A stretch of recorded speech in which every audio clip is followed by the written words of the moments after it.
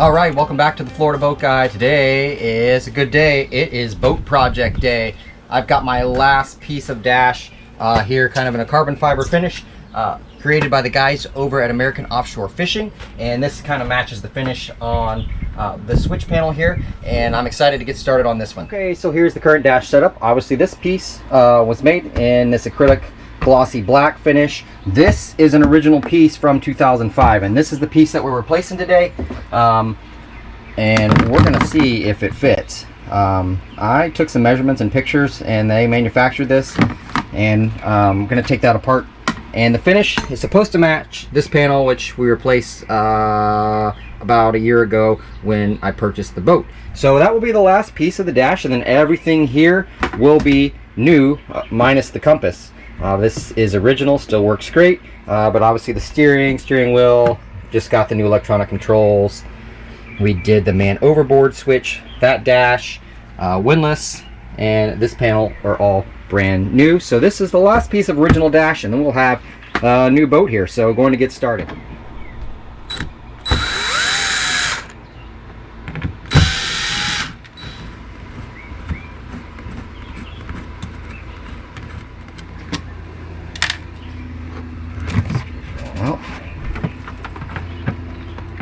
And I give this a 1 in 3 chance of being an easy project, but assuming everything fits, we should be able to just disconnect these gauges here, and the screw holes should all line up. So I'm going to give that a shot right now. Okay, so the new Suzuki gauge went on just fine, and then we always have something that isn't going to work just right. This is my autopilot controller, and there are screws at the top there, and I can't figure out how to get to them. So I'm going to look online. I'm sure this bezel pops off, but I don't see any way to get in there. So maybe I'll find a real small flathead screwdriver and see if I can't get that bezel off and get to those screws. Okay, so the bezel's off here, and one of the things that has been driving my OCD brain nuts since I bought this boat is this Garmin display is crooked. You see the holes were drilled crooked, so this display has been just driving me nuts. So excited to take that off and put it in here straight. Okay, with everything, with American Offshore Fishing, everything that they do, top-notch quality. The holes were pre-drilled perfectly, so the gauges are in there straight. Gonna clean this up a little bit because that bezel's been around. There's some salt buildup. Clean that up and get it back in the dash.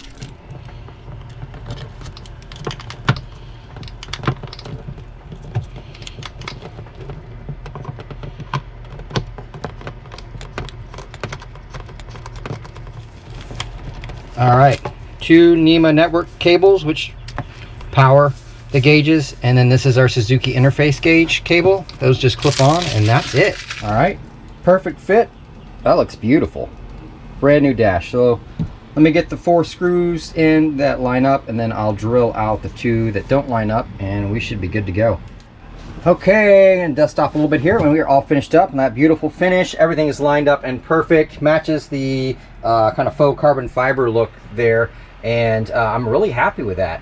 Ended up reusing the Grady White screws, actually bolts that they had here, and got everything to line up pretty well. So brand new dash, looks great. Gonna get started on the next project. All right, so I am underneath here, and if you recall from the Tortugas video, I got out there and immediately my anchor would not work, and the culprit were some loose connections back here. Whole anchor wiring, all of the anchor wiring needs to be replaced, but these is what I'm looking at right here.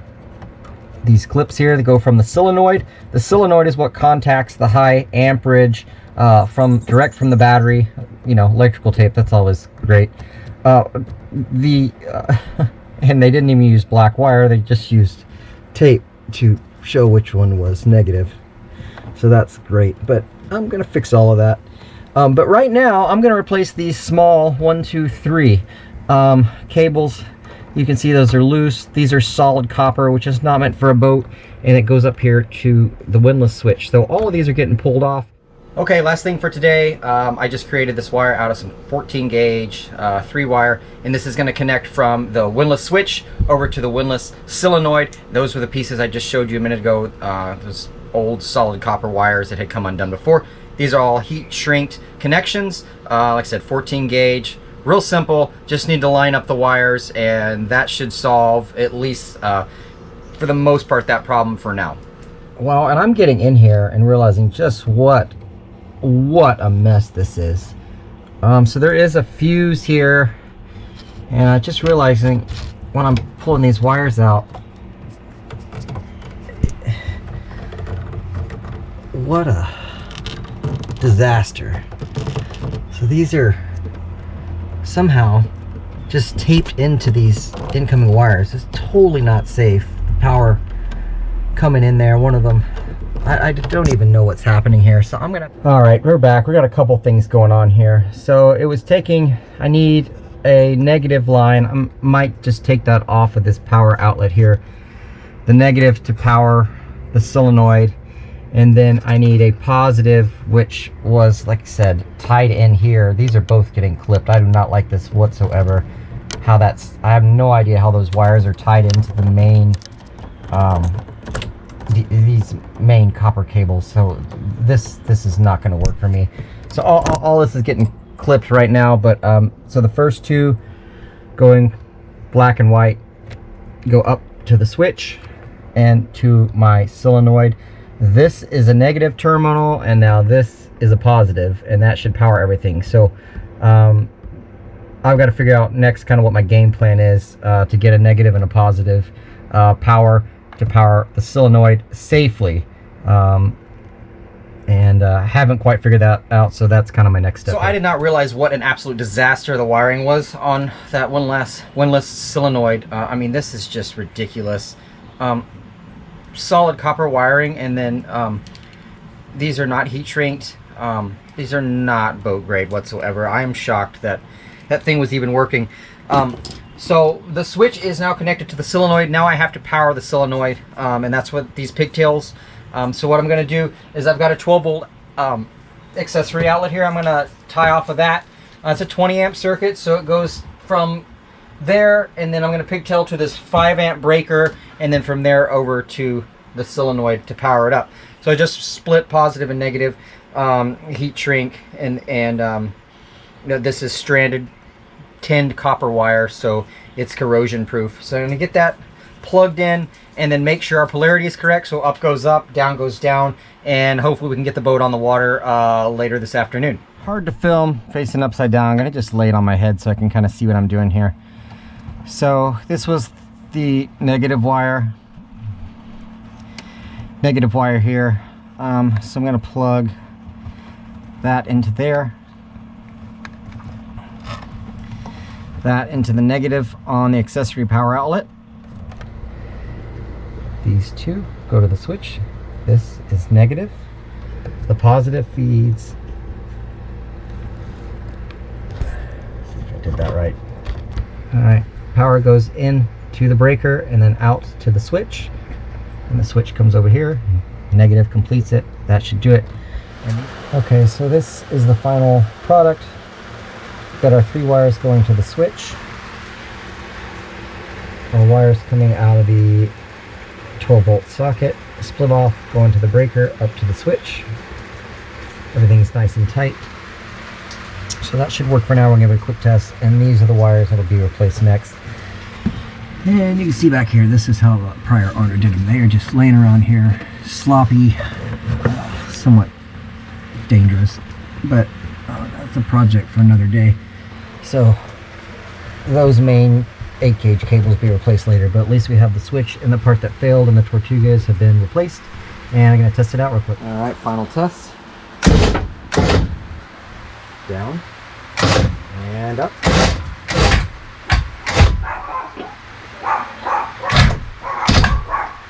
That's good.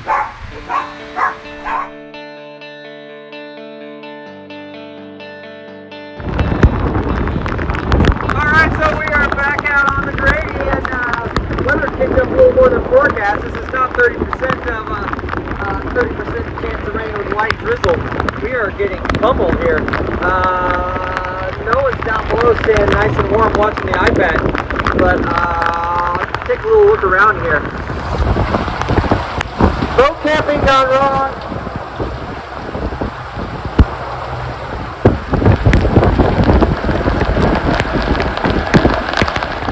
I cannot see a thing.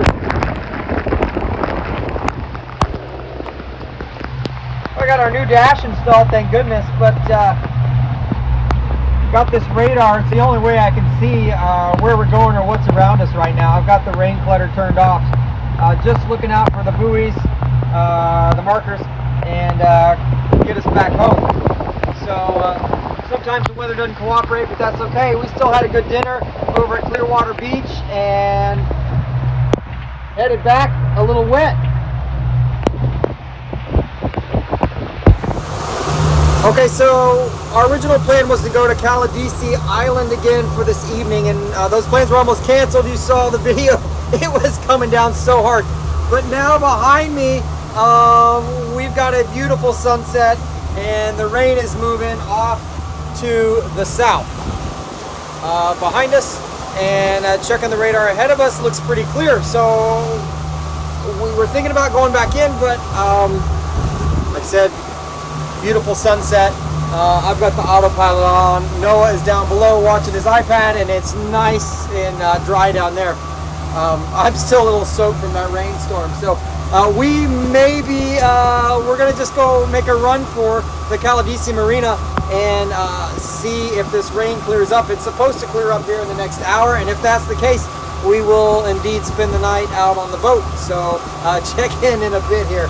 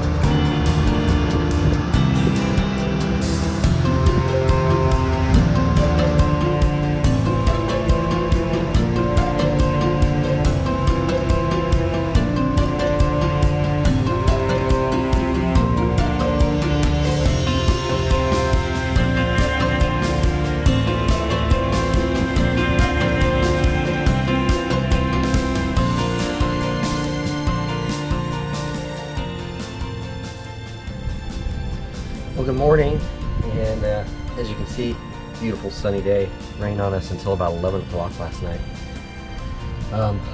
Rained hard too, but as usual, ended up being a beautiful night. We both slept pretty great. So gonna go enjoy this morning, go to the beach for a little bit, and head on out. That's all I've got for now.